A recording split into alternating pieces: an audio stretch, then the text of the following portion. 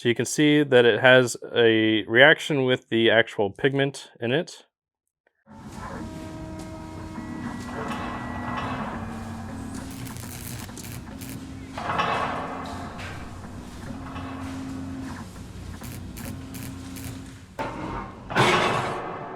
Welcome back to the channel, everybody. I'm Trevor with Maker Experiment, and today I'm going to be talking about how to use CA glue.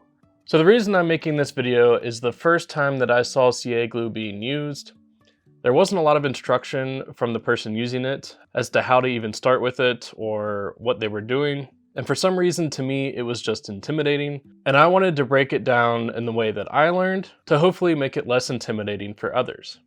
So if you already know how to use CA glue, this may or may not be useful to you, but I'm going to put in some tips and tricks that I learned along the way, and hopefully it will be helpful. Full disclosure, I am an affiliate for Starbond, which is why all of the glues in the video are Starbond glue. If you do want to try it out, I did put a referral link in the description below and a promo code for Maker10 where you can save 10% off any Starbond order.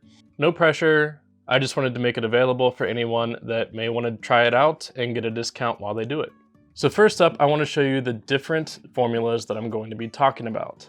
There's the thin formula, there's the medium formula, the thick formula, the brown formula, and the black formula. There's also the accelerator. Really, the accelerator and how it was used was the part that I found intimidating because it wasn't explained well. So hopefully I'll be taking care of that in this video. So first up, what I'm going to do is unbox all of these so that I can use them all. And I will use a scrap piece of plywood to show you what each of them look like as far as the consistency and if they're colored, what their color looks like. So first up, when you have this package, it comes with the formula itself, it comes with the tips, and then it comes with smaller applicators. So if I open this, it does come with the instructions on how to do it. You have the formula itself. So this one is the thin. It comes with two tips that are exactly the same. So they are completely sealed. They're not open yet. You do have to cut them yourself. And that's also one of the things that I found intimidating at first. And then there's a smaller bag of miniature applicators for fine detailed work. And then this red piece is actually a cap that you can stick on top of this instead of the white one. That basically has a small pin in the middle of it just to help it not clog up. So first up, what I like to do is I will take the cap off and I take a pair of scissors. So this is more like a metal shear type of scissors. So what I do is I will take the cap, put the scissors at a 45-degree angle, and you can kind of see, it might be difficult on camera, but right about where my fingertip is where the plastic is starting to open and there's an air gap. So I want to go just below that at a 45-degree angle, and then I will cut it. So now I have a small opening. And once I cut it open, I just use a small tool like this just to kind of clean out and widen that so that it's completely open. So you can see now that there's an opening in it that goes all the way through. And then I just unscrew the formula itself. There is a little protective piece in here that kind of just seals it. So you pull that out, screw the cap on, and it's ready to use, just like that. So the only thing that makes this more complicated than, say, Loctite glue or Gorilla Glue or DAP or the other ones you buy in the store is that it's completely sealed and you have to open it yourself. So if you cut too small of a hole, you just have to keep opening it. If you cut too wide of a hole, then the glue is going to flow more freely and it might be more difficult to control. So there is a little bit of an art to cutting it where you want it to be. But that was one of the things I found intimidating at first, and hopefully this has made that a little more clear. From there, I usually just throw the cap out because I'm not going to use it again. So first I'm going to go through, open all those, and then show you what they look like. Okay, so I have a piece of scrap plywood here. So I'm gonna put out the thin, medium, thick, brown, and black. I'm gonna do it with the nozzle as normal. And then I'm going to put the small applicator tip on top of it and then do a line right next to it. So the thin one, just as it says, is a really thin formula. You can kind of see it drip out already as I go. It's kind of the consistency of water, but flows freely. So this one is used a lot in wood turning as a finish. So woodworkers will use this as a way to basically put a thin cured layer of glue on the surface, and this is how you get a really glossy finish. And this one's gonna have the smallest margin for error just because it's harder to get air bubbles in it, because it spreads on so thin, there's not really anything to build up to create air bubbles in. I don't use this one a lot, but like I said, it does come in handy if you want like a thin, clear finish if you do some wood turning. So now I'm gonna put the applicator tip on. And this one, just because it's so thin, it may not make a big difference. You will see that it is harder to let it flow through. So it is gonna be a thinner path. It does kind of restrict the flow a little bit, so it's a little easier to control. So depending on what you're doing, it might be best to use the small applicator tip. So next up is the medium. So medium, I use a lot in normal woodworking applications. So things like filling voids, little cracks and things like that, which I'll go over here in a few minutes. And I also use this when I use router templates to glue down the router template to the piece that I'm working on. So for the medium one, it is a little bit tougher to let it flow. You will see that one was much easier to control than the thin was. Just because it's a thicker viscosity, it's harder to let it flow, and you'll see that it's a lot more controllable. Now, if I do it with the applicator tip on, again, it's gonna take longer to actually flow through, but you can make that a very thin line.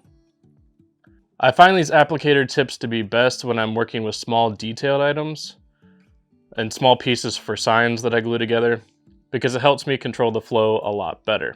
The most common one in my shop is the thick formula. So I use this a lot on my signs. And this one, just as the name implies, has the thickest viscosity out of all of these.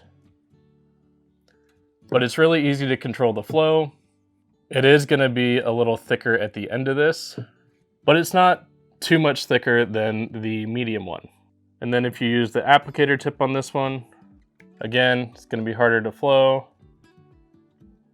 but you can get a really thin, and I don't even know if that showed up, but you can get a really thin line on that one, even thinner than the medium, just because the flow is that much more restricted.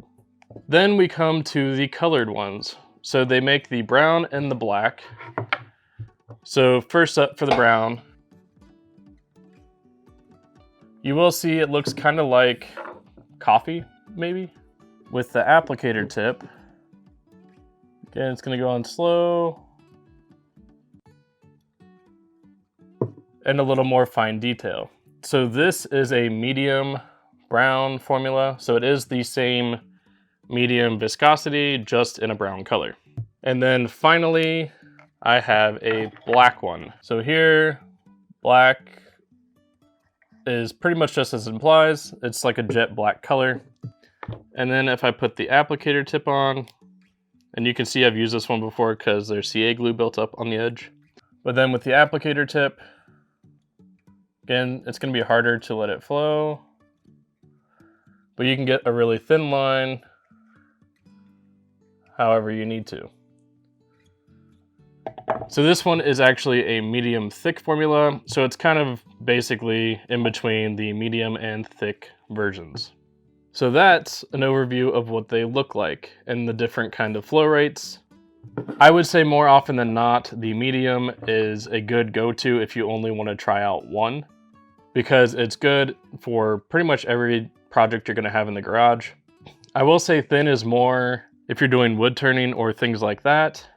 Medium, I'd say, is the best all around if you're only going to have the one. Thick is best more for if you're assembling things together. So I've used this for children's toys. I've used this for my signs and other quick projects around the garage. Brown is more of if you want a color to try to match your wood. Keep in mind that it is a lighter brown color. And then black is good for filling voids and things like that as well. So you can actually tint the clear glues with pigments such as the black diamond pigments, which I'll go over here in a minute. So in the instructions, it also says that this glue is best if you store it at 40 degrees Fahrenheit or below. So when you're using it, it's fine. But when you go to store it later, they recommend 40 degrees or below for the best results. I will say that I just keep mine in the garage. I do have a mini split in the garage that kind of keeps it temperature controlled and it still works, but for the best results, they do suggest that you put it in the freezer or the refrigerator and keep it as cold as possible. Now, I don't know many people that do that, but that is the recommendation. Now that I've talked about the different kinds of formulas, I want to talk about the accelerator. So the accelerator is probably the part that made me the most nervous for trying CA glue, mainly because nobody really explained it well at the time that I was learning to use it. So I do have two here. One is just like a spray pump type of bottle, and the other one is more like a spray can type of bottle. So because I've already used this one, I'm going to stick with it and not use the new one that I have. But I want to show you how to use this. So this does contain acetone and it will screw up finished surfaces such as paint. So I do not suggest spraying this on things that are painted. I would recommend just applying the glue and letting it cure by itself. All the accelerator is doing is actually speeding up the curing process for the glue itself. So you don't have to have this. It's not required. It really just accelerates the bonding process, just as the name implies, which to me was not clear when I first started. People would use the accelerator, they wouldn't say why, and that's what made this intimidating to me. So for this example, I'm going to be using the medium formula and the accelerator. So I'm gonna bond just these two pieces of wood, well, three because they cracked. Just gonna be bonding these two pieces of wood. So what I'm gonna do is I'm gonna put the medium formula on one piece, the accelerator on a different piece, and show you really how long that takes to cure. And I'm gonna do one without. So I'm gonna take two other pieces. I'm going to use just the formula itself and let it bond just under its normal cure time, and you'll see the difference in how long that takes. So first up, I'm going to be using the medium formula, and I'm not going to use any accelerator. I'm just going to glue these two pieces together to try and give you an idea of how long it takes for this to cure.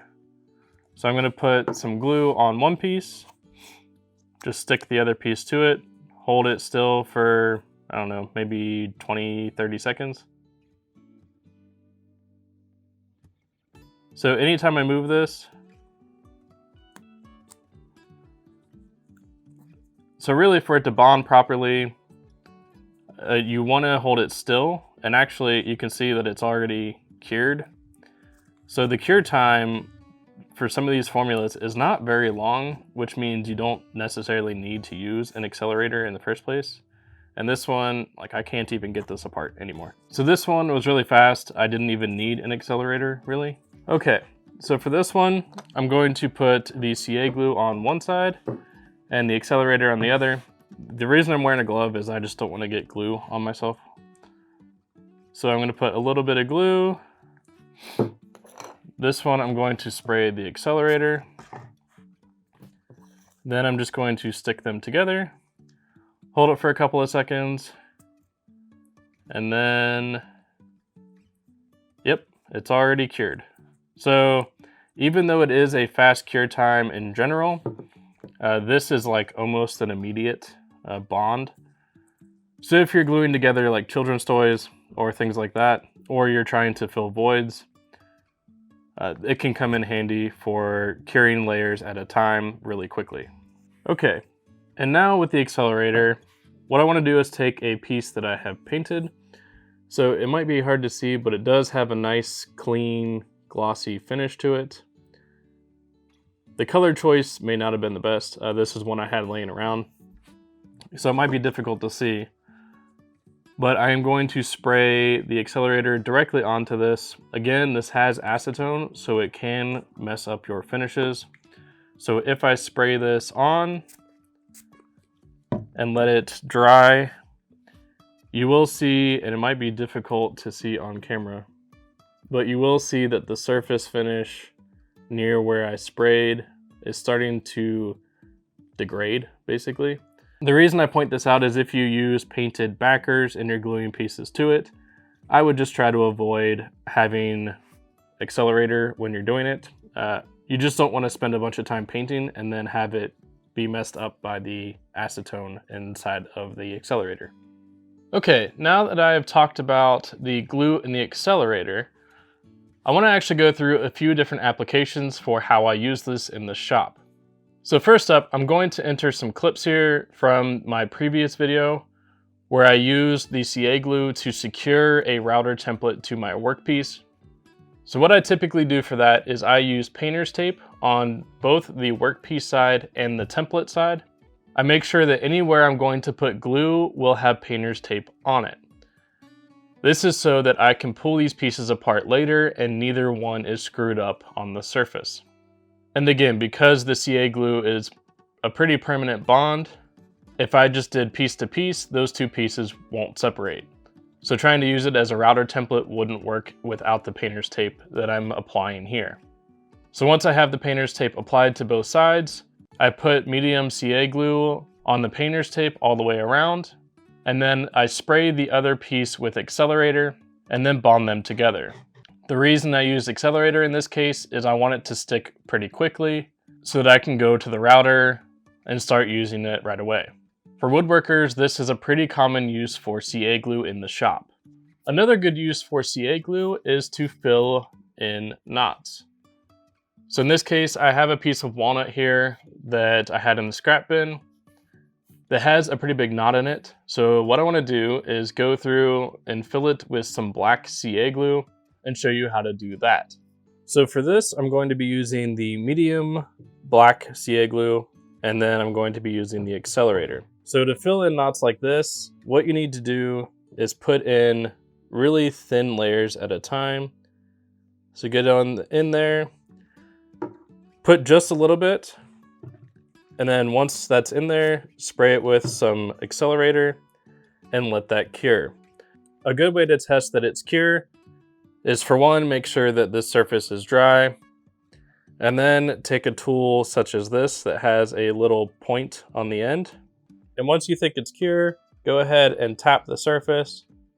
And as long as it bounces back and you're not poking through and getting any glue on the tip of this, it's cured. So you can see here, the tip is perfectly clean. So that means I can go ahead and start the next layer.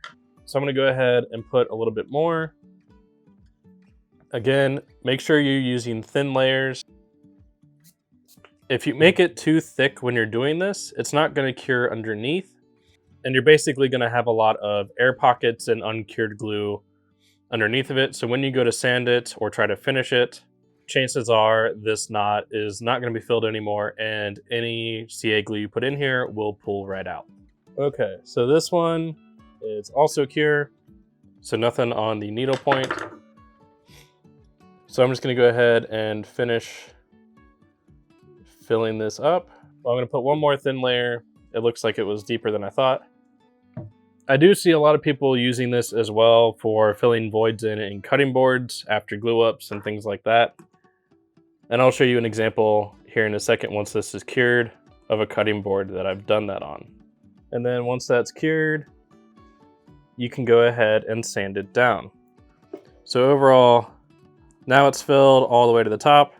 You can go sand this all down and put some finish on it. So as an example of this application, I do have a cutting board here that I actually filled some knots in with the black CA glue. So right here you can see this was a knot that I filled with the CA glue. So if you do it correctly, it still results in a nice smooth finish. And it makes it so that you don't have to throw it out or anything else because there's a knot in it. So I will say that having a container of the black glue can be very useful for things like filling in knots and other repairs where you just want a dark color. Also keep in mind that during the winter months, the glue is going to take longer to cure because it's colder outside. And in the summer months, it's going to be faster on the curing time. So just keep that in mind. Another tip is if you are gluing two pieces together, it is a good idea that they have a rough surface for the most part. So when I glue together signs, one side has a rough surface, the other side does not, just because I have painted it. But if you're trying to fix something, it may be a good idea to just hit it with a little bit of sandpaper just to make it a little rough. That way the glue has something to bond to. If it's too smooth, it can be difficult to actually get it to adhere, just because the glue isn't able to penetrate the piece because it's basically like a glossy finish. So just keep that in mind if you're trying to fix something or glue two things together. Okay, now that I've showed you how to fill a void with the black CA glue, I want to show you how to color the clear CA glue.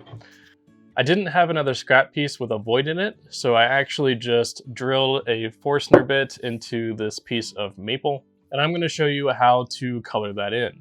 So for this, I'm going to go ahead and use the thin CA glue, just because it's harder to get bubbles in it. I'm also going to use a pigment from Black Diamond. So for this one, I'm going to go ahead and I'm going to use purple just because I haven't used it before. I'm going to go ahead and show you how to color the CA glue.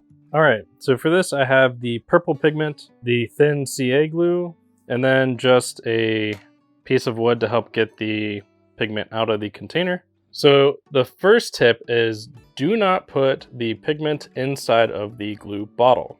This will contaminate the glue and make it unusable over time.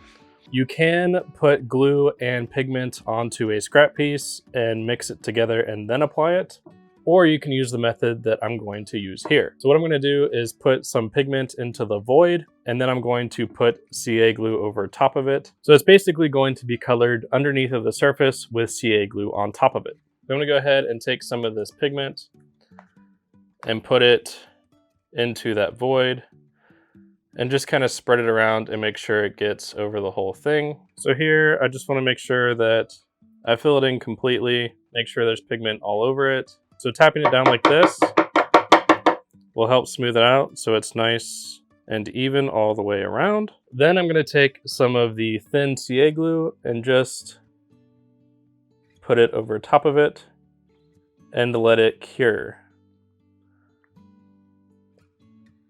So I'm just going to let that swirl around, get to all of the parts that have pigment. So this one I'm going to let cure as normal. Then I'm going to put another one over here, fill it with CA glue, and then spray accelerator and show you the difference of what that does. Okay, so now that this one is dry, now it does take quite a long time for the first layer to dry with the pigment. After that pigment layer is dry, you can go through and start adding the accelerator. Next, what I want to show you is if I do the same process and I spray the accelerator right away, I'm just going to show you what that looks like. So here, same thing, just add pigment to the void. So you can see that it covers nicely in the bottom of here. What I'm going to do is take the thin CA glue, put it on top, and then immediately spray it with accelerator and just show you what that looks like. So again, putting a thin all the way around. Make sure it gets to all parts of that layer. Again, don't make it too thick. Then I'm going to spray it with the accelerator. And here you can start to see it has a reaction around the edge and makes kind of a bubbled surface. So you can see that it has a reaction with the actual pigment in it and creates that crystallized type of look. And you don't want that. So make sure that the first layer that has the pigment dries out before you start using the accelerator. Otherwise, this is going to happen to you. So you can see that this was done without accelerator for the first layer. And then this one was with accelerator right away. It kind of reminds me of Pop Rocks. Just keep that in mind if you're trying to color your CA glue with pigments. Don't use accelerator on the first layer where the pigment is. Let it cure naturally, and then you can add accelerator later like I did here. Once you're done with your CA glue, you can use this little red cap that has a needle point in the middle of it, and you can put it onto the top. Basically, this just prevents the nozzle from clogging. That's going to do it for my tips and tricks with using CA glue and how to use it overall. If you have tips and tricks that I didn't cover in this video, Leave a comment below with what they are. I'd love to read them and learn more about how you use CA glue. If you enjoyed the video, consider giving this video a thumbs up and subscribing to the channel. It helps me to be able to put out more content and more videos like this. If you have suggestions for future videos, leave them in the comments below. I'm always looking for new content to put out, and I'd like to put out content that all of you would like to see. And check out my Instagram @MakerExperiment, where I share projects that I make and tips and tricks on things like CA glue and other stuff that I do. But that's going to do it for this video. Thank you for watching, and I'll see you in the next one.